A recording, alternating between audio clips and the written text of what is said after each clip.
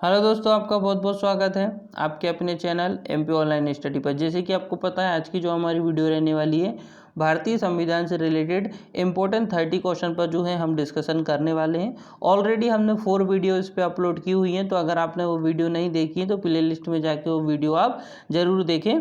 साथ ही साथ आज की जो हमारी वीडियो है जिसमें हम भारतीय संविधान से रिलेटेड संबंधित जो हैं 30 महत्वपूर्ण प्रश्न पर डिस्कशन करने वाले हैं, तो वीडियो को आप अंत तक ज़रूर देखें। तो स्टार्ट करते हैं आज की हमारी वीडियो, जिसका पहला क्वेश्चन हमारे सामने है, संविधान सभा के अस्थायी अध्यक्ष कौन थे। संविधान सभा के अस्थायी अध्यक्ष और संविधान सभा के स्थायी अध्यक्ष, ये 2 प्रश्न पूछे जाते हैं। संविधान सभा के अस्थायी अध्यक्ष की बात करें तो ये डॉक्टर सच्चिदानंद सिन्हा थे। लेकिन अगर प्रश्न पूछ लिया जाता है कि संविधान सभा के स्थायी अध्यक्ष कौन थे, तो संविधान सभा के स्थायी अध्यक्ष थे डॉक्टर राजेंद्र प्रसाद। तो दोनों प्रश्न अलग हैं और दोनों के आंसर अलग हैं, याद रखना है। स्थायी अध्यक्ष पूछ लिया गया तो डॉक्टर राजेंद्र प्रसाद इसका आंसर हो जाएगा, और अगर आपसे अस्थायी अध्यक्ष पूछा जाता है तो डॉक्टर सच्चिदानंद सिन्हा इसका आंसर हो जाएगा। इसी के साथ साथ कई बार पूछ लिया जाता है कि संविधान सभा की पहली बैठक कब हुई थी। तो संविधान सभा की जो पहली बैठक बुलाई गई थी वो 9 दिसंबर 1946 को बुलाई गई थी, और जो दूसरी बैठक बुलाई गई थी वो 11 दिसंबर 1946 को बुलाई गई थी, है ना।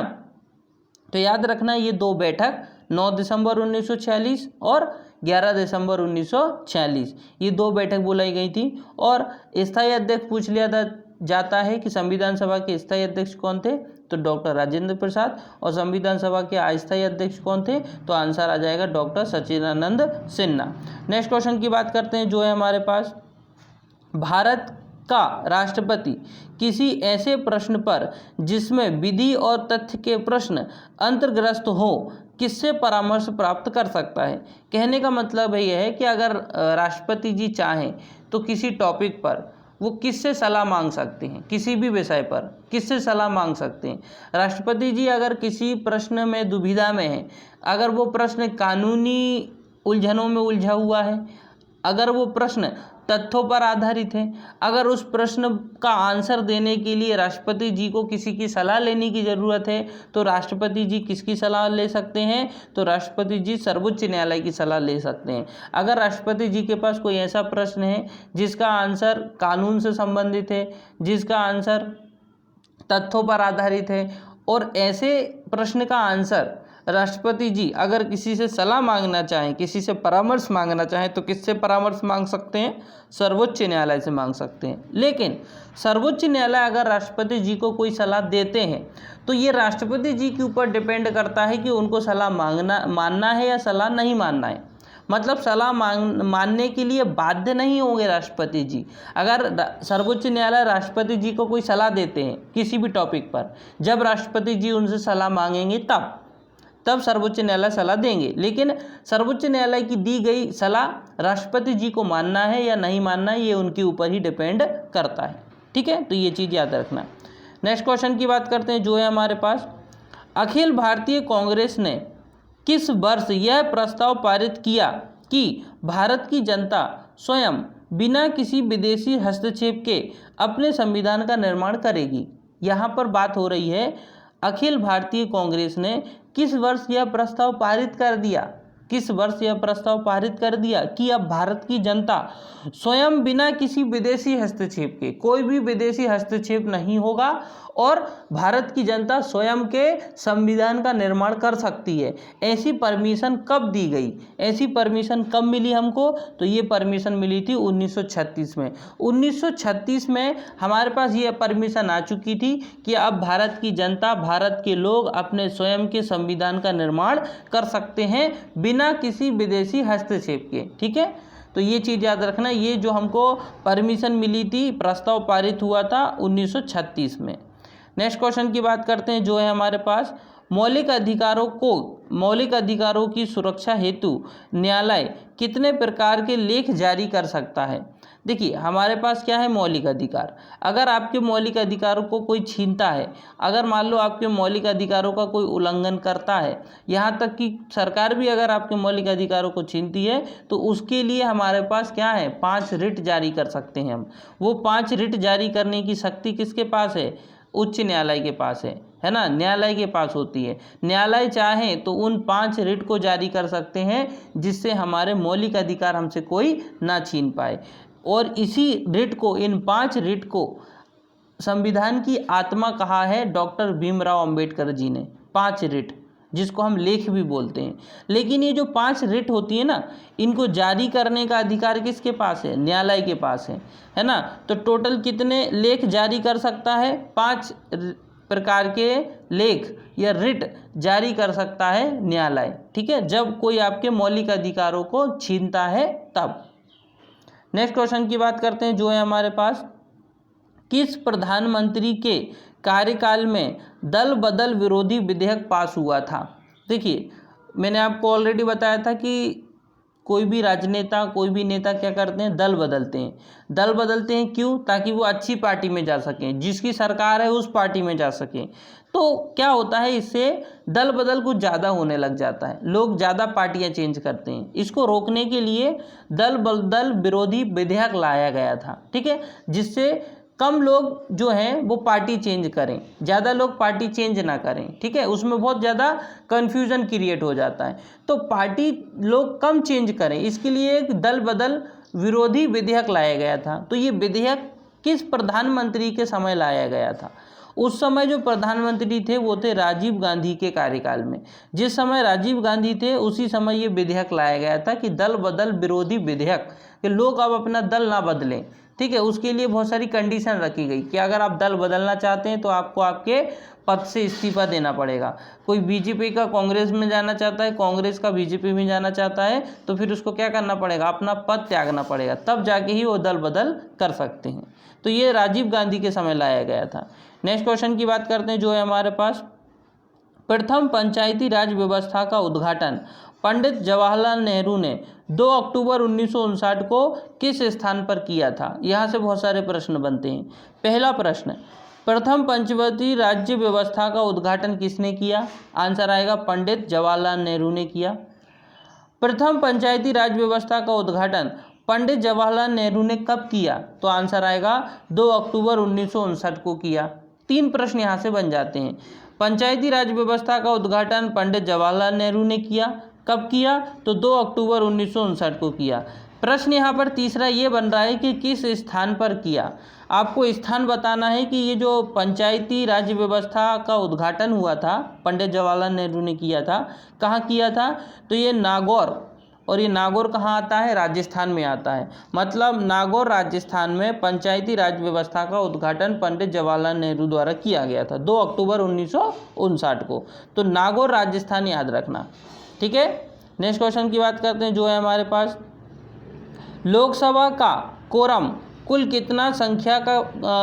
संख्या का कितना होना चाहिए? कोरम का मतलब क्या होता है वो मैं आपको क्लियर कर देता हूँ। पहले समझिए लोकसभा। देखिए, लोकसभा में जाके कौन बैठते हैं? सांसद। अब सुनिए, लोकसभा डेली काम करता है, ठीक है, लेकिन लोकसभा प्रारंभ कब होगा? लोकसभा तभी प्रारंभ होगा जब कुल सांसदों का 10% सांसद उस प्लेस पर उपस्थित हों। जैसे कि एग्जाम्पल फॉर, लोकसभा में टोटल 50 लोग हैं। हम एग्जाम्पल लेते हैं कि लोकसभा में कितने लोग हैं? 50 लोग हैं। जब तक 50 का 10%, अब 50 का 10% कितना होगा? 5। जब तक 50 का 10% मतलब 5 सांसद लोकसभा में नहीं आ जाते तब तक लोकसभा को प्रारंभ नहीं किया जा सकता, ठीक है। तो ये नॉर्मली आपको याद रखना है, इसको कोरम कहा जाता है।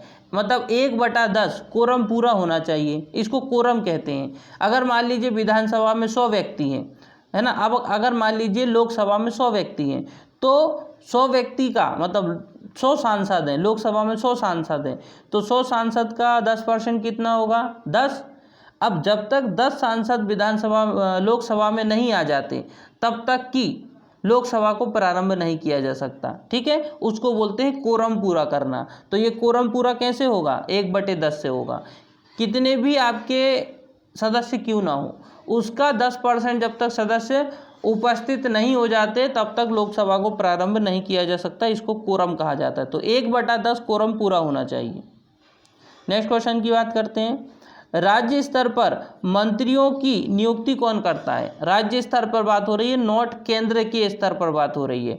राज्य के स्तर पर मंत्रियों की नियुक्ति कौन करता है? तो इसका सही आंसर होने वाला है आपके पास राज्यपाल। कौन करता है? राज्यपाल करते हैं। तो ये चीज आपको याद रखना है, ये राज्य स्तर की बात हो रही है। नेक्स्ट क्वेश्चन की बात करते हैं जो है हमारे पास, नए राज्य के गठन अथवा सीमा परिवर्तन का अधिकार किसे है? नए राज्य का गठन, कि एक नए राज्य का गठन किया जाता है। एग्जाम्पल फॉर 1 नवंबर 2000 को मध्य प्रदेश से छत्तीसगढ़ को अलग कर दिया गया, तो ये किसके अधिकार से किया? इतनी पावर किसके पास थी? तो ये बताना है आपको कि नए राज्य का अगर मान लो गठन होता है और कितनी बाउंड्री किसको दी जाएगी, है ना। अगर मान लो एक राज्य से हम 2 राज्य बनाते हैं तो किसके पास ज़्यादा बाउंड्री जाएगी, किसके पास कौन सा जिला जाएगा, किसकी बाउंड्री कहाँ से लगेगी, इस पूरी चीज़ का निर्णय कौन ले सकता है? तो ये संसद के पास होता है। निर्णय लेने का अधिकार किसके पास होता है? संसद के पास। अगर संसद ने बोल दिया कि हाँ हम इस राज्य से 2 नए राज्य बनाते हैं, तो वो विधेयक पास हो जाएगा और उस राज्य से हम 2 नए राज्य बना लेंगे। अब जो 2 नए राज्य बने हैं उनको कितने जिले मिलेंगे, कौन सी सीमा किसको लगेगी और किसके पास कितनी बाउंड्री आएगी, किसके पास कितना क्षेत्रफल आएगा, ये सारे निर्णय कौन लेंगे? संसद ही लेगा। नेक्स्ट क्वेश्चन की बात करते हैं जो है हमारे पास, राज्यसभा का सर्वप्रथम गठन कब हुआ था? यहाँ लोकसभा की बात नहीं हो रही है, राज्यसभा की बात हो रही है। राज्यसभा का सबसे पहले गठन हुआ था 3 अप्रैल 1952 में। इम्पोर्टेंट है याद रखना कि राज्यसभा का सर्वप्रथम गठन कब हुआ था? तो 3 अप्रैल 1952 में राज्यसभा का सर्वप्रथम गठन हुआ था। नेक्स्ट क्वेश्चन की बात करते हैं जो है हमारे पास, संसद का कोई सदस्य अपने अध्यक्ष के पूर्व अनुमति के बिना कितने दिनों तक सदन में अनुपस्थित रहे तो उसका स्थान रिक्त घोषित कर दिया जाता है? क्या होता है नॉर्मली जो लोकसभा होती है उसमें जाके कौन बैठते हैं? सांसद बैठते हैं। अगर मान लो कोई सांसद 60 दिन से भी ज़्यादा दिन तक अनुपस्थित रहता है और अपनी अनुपस्थिति का कारण वो वहाँ के अध्यक्ष को नहीं बताता है, तो वहाँ का अध्यक्ष उनके पद को रिक्त घोषित कर देगा। ये अधिकार होता है अध्यक्ष के पास। तो संसद का कोई भी सदन, चाहे वो लोकसभा हो या राज्यसभा हो, कहीं पर भी अगर कोई सदस्य 60 दिन तक अनुपस्थित रहता है, लोकसभा में या फिर राज्यसभा में 60 दिन तक अनुपस्थित रहता है और अपनी अनुपस्थिति का कारण लोकसभा अध्यक्ष तक नहीं पहुंचाता है, ठीक है, किसी भी प्रकार की जानकारी वो नहीं देता है कि वो लोकसभा में क्यों नहीं बैठ रहा है, राज्यसभा में इतने दिनों से क्यों नहीं आया, अगर ऐसी जानकारी वो वहाँ के अध्यक्ष को नहीं देता तो वहाँ के अध्यक्ष क्या करेंगे? उनके पद को क्या घोषित कर देंगे? रिक्त घोषित कर देंगे। तो कितने दिन तक? 60 दिन तक। 60 दिन के पहले आपको आपकी जानकारी देनी पड़ेगी कि आप लोकसभा या राज्यसभा में क्यों नहीं आ रहे हैं, ठीक है, तो आपका पद बना रहेगा, वरना आपको आपके उस रिक्त से इस्तीफा देना पड़ेगा, उस पद से इस्तीफा देना पड़ेगा। नेक्स्ट क्वेश्चन की बात करते हैं जो है हमारे पास, लोकसभा अध्यक्ष को कौन चुनता है? जो लोकसभा अध्यक्ष होते हैं उनको कौन चुनता है? तो लोकसभा के जो सदस्य होते हैं वही चुनते हैं। आपस में वोटिंग करके एक अध्यक्ष बनाया जाता है, ठीक है। तो जब चुनाव होते हैं तो हम सांसद चुनते हैं। सांसद कहाँ जाते हैं?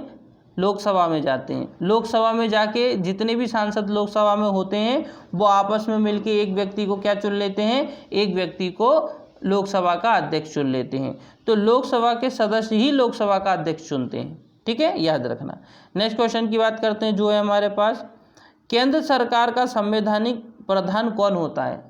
केंद्र सरकार का संवैधानिक प्रधान पूछा है, ठीक है, जिनको संविधान के आधार पर मान्यता प्राप्त हो, तो वो होते हैं हमारे देश के राष्ट्रपति महोदय जी। जो हमारे देश के राष्ट्रपति महोदय जी होते हैं वही हमारे देश के संवैधानिक प्रधान होते हैं। तो केंद्र सरकार का संवैधानिक प्रधान कौन होता है? वो राष्ट्रपति जी होते हैं। नेक्स्ट क्वेश्चन की बात करते हैं जो है हमारे पास, संविधान सभा का गठन किसकी सिफारिश पर किया गया था? जैसे कि आप भी जानते हैं संविधान सभा के अस्थायी अध्यक्ष डॉक्टर सच्चिदानंद सिन्हा थे, संविधान सभा के स्थायी अध्यक्ष डॉक्टर राजेंद्र प्रसाद थे। लेकिन ये जो संविधान सभा का गठन हुआ ये किसकी सिफारिश पर किया गया था? तो ये कैबिनेट मिशन योजना की सिफारिश पर किया गया था। कैबिनेट मिशन आया था भारत तो जब भारत में कैबिनेट मिशन आया तो इनकी ही सिफारिश पर एक क्या बनाई गई थी, संविधान सभा बनाई गई थी, जिसकी पहली बैठक 9 दिसंबर 1946 को हुई थी। नेक्स्ट क्वेश्चन की बात करते हैं जो है हमारे पास, संविधान का कौन सा आर्टिकल मतलब कौन सा अनुच्छेद सामाजिक समानता का अधिकार प्रदान करता है। सामाजिक समानता, सबको एक समान रखा जाएगा, ऐसा कहा गया है संविधान में। तो संविधान के किस आर्टिकल में ये बात कही गई है कि सामाजिक तौर पर सबको एक जैसा माना जाएगा, किसी के साथ भेदभाव नहीं किया जाएगा। तो ये आर्टिकल 15 में बात की गई है कि सामाजिक के आधार पर, है ना, इसके आधार पर कभी भी भेदभाव नहीं होगा आपके साथ, ठीक है। ये कहाँ बात की गई है, आर्टिकल 15 में बात की गई है, अनुच्छेद 15 में। तो ये चीज़ भी याद रखना। नेक्स्ट क्वेश्चन की बात करते हैं जो है हमारे पास, संवैधानिक संशोधन के लिए विधेयक को संसद के किस सदन में पेश किया जाता है। जैसे कि मान लीजिए मुझे संविधान में किसी भी प्रकार का परिवर्तन करना है तो उसको मैं कहूँगा संविधान संशोधन। अब संविधान संशोधन करने के लिए मुझे किसकी परमिशन लेना जरूरी है, संसद की परमिशन लेना जरूरी है। अब संसद में कौन कौन आता है, लोकसभा, राज्यसभा और राष्ट्रपति, 3 लोग आते हैं। लोकसभा से परमिशन लेना है, राज्यसभा से परमिशन लेना है और राष्ट्रपति महोदय से परमिशन लेना है। लेकिन ये परमिशन लेने के लिए प्रक्रिया कहाँ से प्रारंभ करनी है, लोकसभा से करनी है कि राज्यसभा से करनी है। तो इसका आंसर है आप किसी भी स्थान से प्रारंभ कर सकते हैं। आप विधेयक को डायरेक्टली लोकसभा में लेकर जा सकते हैं, आप विधेयक को डायरेक्टली राज्यसभा में लेके जा सकते हैं। लेकिन अगर मान लीजिए पहले आप लोकसभा में लेकर गए तो उसके बाद आपको राज्यसभा में लेके जाना पड़ेगा और उसके बाद राष्ट्रपति महोदय जी के पास लेके जाना पड़ेगा। तीनों जगह से पास हो जाएगा तो आप संविधान में संशोधन कर सकते हैं, ठीक है। और अगर मान लो आप लोकसभा में पहले लेके जाते हो तो राज्यसभा में उसके बाद लेके जाना पड़ेगा, और अगर आप राज्यसभा में पहले लेकर चलेगा तो उसके बाद लोकसभा में लेके जाना पड़ेगा, फिर राष्ट्रपति महोदय जी के पास लेके जाना पड़ेगा, ठीक है। तो इस तरीके से प्रोसेस चलती है। तो अब विधेयक को आप चाहें तो लोकसभा में भी प्रस्तुत कर सकते हैं और राज्यसभा में भी कर सकते हो, दोनों में से कहीं पे भी कर सकते हो, है ना, किसी भी सदन में आप विधेयक को प्रस्तुत कर सकते हो। नेक्स्ट क्वेश्चन की बात करते हैं जो है हमारे पास, लोकसभा के चुनाव क्षेत्रों का परिसीमन किस वर्ष की जनगणना के बाद किया जाएगा। सुनिए, लोकसभा सीट होती है तो लोकसभा सीट कहाँ होती है, उनका क्षेत्र होता है लोकसभा सीट। हर कहीं पर लोकसभा सीट होगी तो पर्टिकुलर उनका एरिया होता है कि आप इतने एरिया में ही आपका प्रचार कर सकते हो, क्योंकि ये आपकी लोकसभा सीट है। तो उस लोकसभा सीट का क्षेत्र भी बढ़ाना और घटाना है। जैसे कभी कभी क्या होता है कि किसी लोकसभा सीट का क्षेत्र ज़्यादा है ना, मतलब जनसंख्या ज़्यादा हो गई है और वहाँ पर एक सांसद काम कर नहीं सकता, वहाँ पर 2 सांसद का होना जरूरी है। तो क्या करना पड़ेगा, वहाँ पर 2 लोकसभा सीट बनानी पड़ेगी। तो 2 लोकसभा सीट बनानी पड़ेगी, लेकिन ये कब किया जा सकता है, ये अभी संशोधन नहीं किया जा सकता है। इसके लिए एक पर्टिकुलर डेट दी गई है ना, जो आपकी जनगणना होगी, है ना, जनगणना जब हो जाएगी उसके बाद जब आपका एज आए, जो सन आने वाला है आपका 2026, तब तक आप इसमें कोई चेंज नहीं कर सकते। 2026 के बाद चेंज कर सकते हैं, मतलब उसके बाद आप एक लोकसभा सीट को 2 लोकसभा सीट में बदल सकते हैं ताकि 2 सांसद चुने जाएं वहाँ से, ठीक है। तो ये जो क्षेत्रों का, चुनावी क्षेत्रों का परिसीमन मतलब क्षेत्रों को बढ़ाना, क्षेत्रों को घटाना, ये काम आप किस जनगणना के बाद कर सकते हैं। तो ये जो है आपकी जनगणना 2021 में हो जाएगी और आप 2026 में ये परिवर्तन कर सकते हो। नेक्स्ट क्वेश्चन की बात करते हैं जो है हमारे पास, नगर निगम के सर्वोच्च अधिकारी को क्या कहा जाता है। जो नगर निगम होता है ना, आप देखेंगे सभी जगह नगर निगम होता है, तो जो नगर निगम होता है ना उसका सबसे बड़ा अधिकारी कौन होता है, तो उसका सबसे बड़ा अधिकारी होता है महापौर। कौन होता है, महापौर होता है। नेक्स्ट क्वेश्चन की बात करते हैं जो है हमारे पास, प्रथम लोकसभा चुनाव में कितने राजनीतिक दलों को राष्ट्रीय दल के रूप में मान्यता दी गई थी। अभी क्या होता है, चुनाव होते हैं, तो चुनाव होने के लिए पार्टी आती है, पार्टी अपना चिन्ह लाती है, ठीक है, तो उस हिसाब से उनको राष्ट्रीय पार्टी घोषित किया जाता है। अब वो अलग चेंज होता रहता है, नई नई राष्ट्रीय पार्टी बनती रहती है। लेकिन जिस समय पहला चुनाव हुआ था, लोकसभा का जब पहला चुनाव किया गया था भारत में, उस समय हमारे यहाँ कितनी राष्ट्रीय पार्टी थी, मतलब ऐसी कितनी पार्टी थी जिनको राष्ट्रीय स्तर का दर्जा प्राप्त था, उस समय की बात हो रही है जिस समय पहला लोकसभा चुनाव हुआ था। तो उस समय हमारे पास 14 राजनीतिक दल हुआ करते थे जिनको राष्ट्रीय दल की मान्यता प्राप्त थी। 14 ऐसे दल थे। नेक्स्ट क्वेश्चन की बात करते हैं जो है हमारे पास, प्रधानमंत्री का जो सचिवालय होता है वो किसके अंडर में काम करता है, मतलब किसके अधीन में काम करता है। तो जो प्रधानमंत्री का जो सचिवालय होता है वो किसके अंडर में काम करता है, वो गृह मंत्रालय के अधीन में काम करता है। जो गृह मंत्री होते हैं ना उनके अधीन में काम करता है। सोचिए, प्रधानमंत्री जी का सचिवालय किसके अंडर में काम करता है, तो गृह मंत्री के, या गृह मंत्रालय है तो गृह मंत्री तो होंगे ही, तो गृह मंत्रालय के अधीन काम करता है। नेक्स्ट क्वेश्चन की बात करते हैं जो है हमारे पास, संविधान सभा द्वारा पारित संविधान में कुल कितने अनुच्छेद और कितनी अनुसूचियां थीं। बता चुका हूं मैं आपको कि जो संविधान सभा जो हुआ करती थी, संविधान सभा द्वारा पारित संविधान में कुल कितने अनुच्छेद और कितनी अनुसूचियां थी।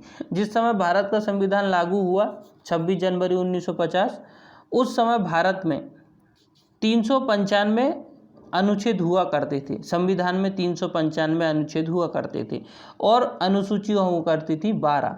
ठीक है, अनुसूचियां हुआ करती थी 8। अभी वर्तमान में 12 अनुसूचियां हैं और उस समय आर्टिकल 395 थे, अभी भी 395 ही है। लेकिन क्या होता है, संविधान में अनुच्छेद को चेंज किया जाता है। जैसे कि अनुच्छेद 15 है तो अनुच्छेद 15A, अनुच्छेद 15B, अनुच्छेद 15C इस तरीके से जोड़ दिए जाते हैं। ठीक है, तो इस तरीके से परिवर्तन होता रहता है, अंदरूनी परिवर्तन करते रहते हैं। ठीक है, ये आपको याद रखना है।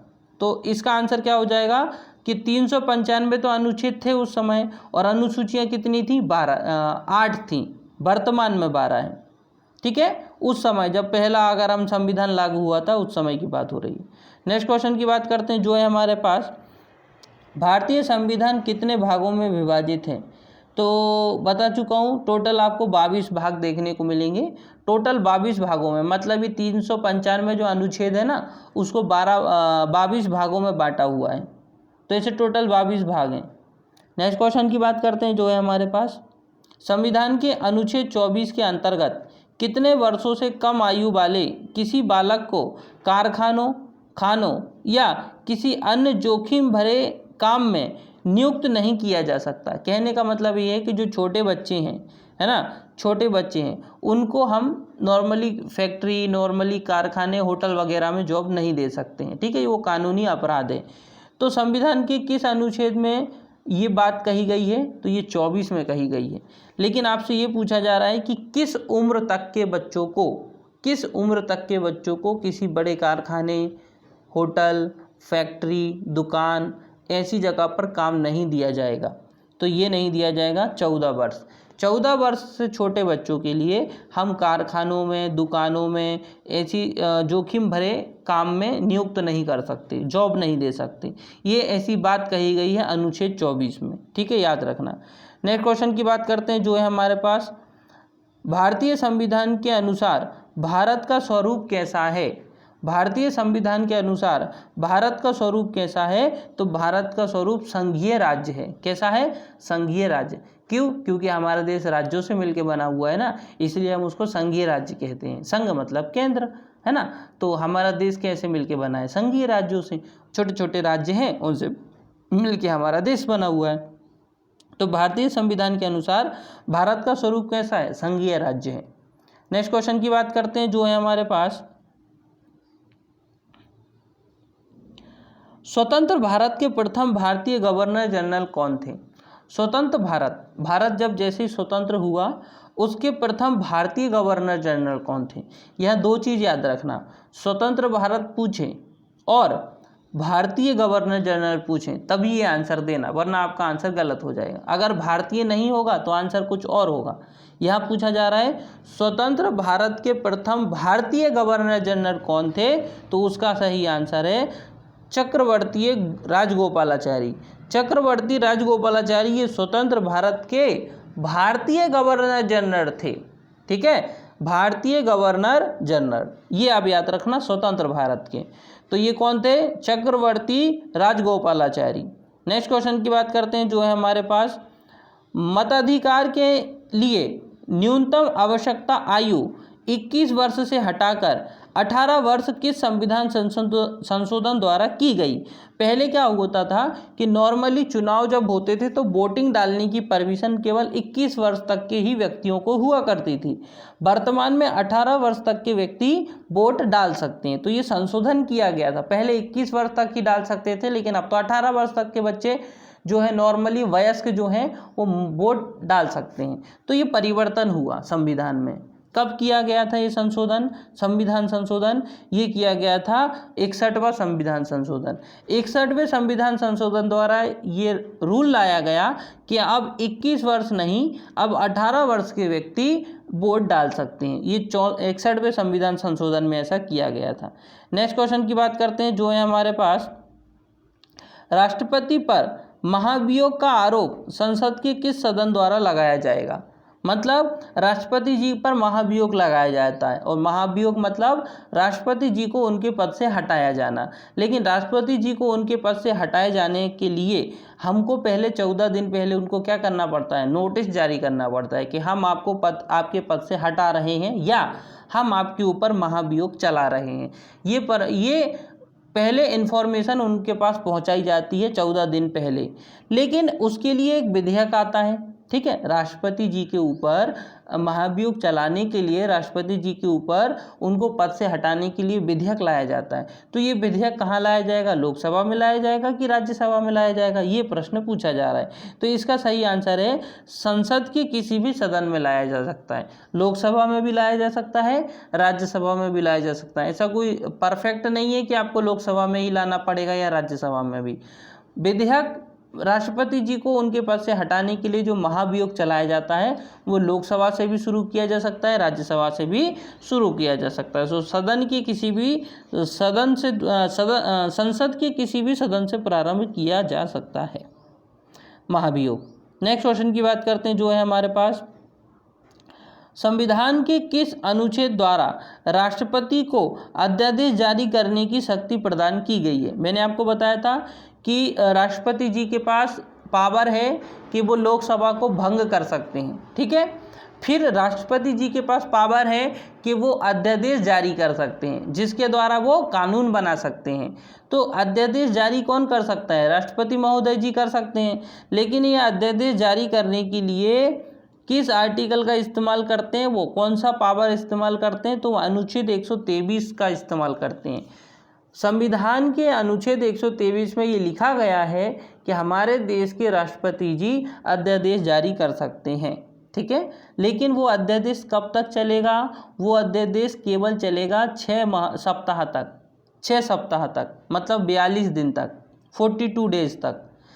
अगर संसद चाहे तो उसको आगे बढ़ा सकती है, लेकिन अगर संसद ने इनकार कर दिया तो फिर 42 दिन के बाद राष्ट्रपति महोदय जी द्वारा लाया गया अध्यादेश स्वतः ही समाप्त हो जाएगा, याद रखना।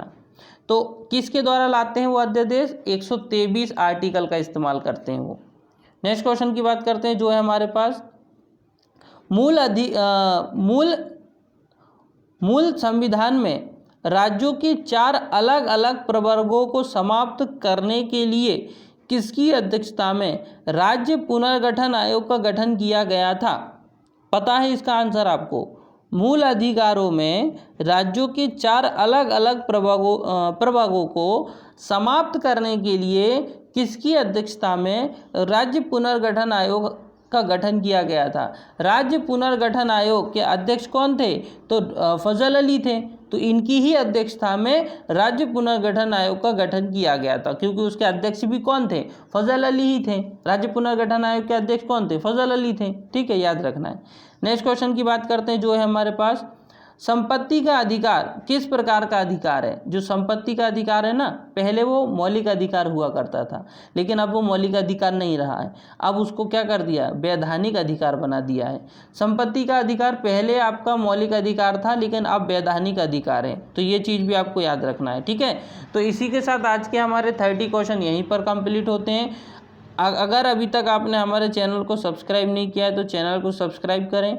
वीडियो अगर आपको पसंद आई हो तो वीडियो को लाइक करें और इस वीडियो को आप साथ ही साथ शेयर ज़रूर करें। और अगर आप इस वीडियो की PDF प्राप्त करना चाहते हैं तो PDF प्राप्त करने के लिए आप हमारे टेलीग्राम ग्रुप के साथ ज़रूर जुड़ें, जिसकी लिंक आपको इस वीडियो के डिस्क्रिप्शन में मिल जाएगी। वहाँ से आप डायरेक्टली हमारे टेलीग्राम ग्रुप के साथ जुड़ सकते हैं और जो है वहाँ से PDF डाउनलोड कर सकते हैं। तो ओके दोस्तों, thank you, thanks for watching.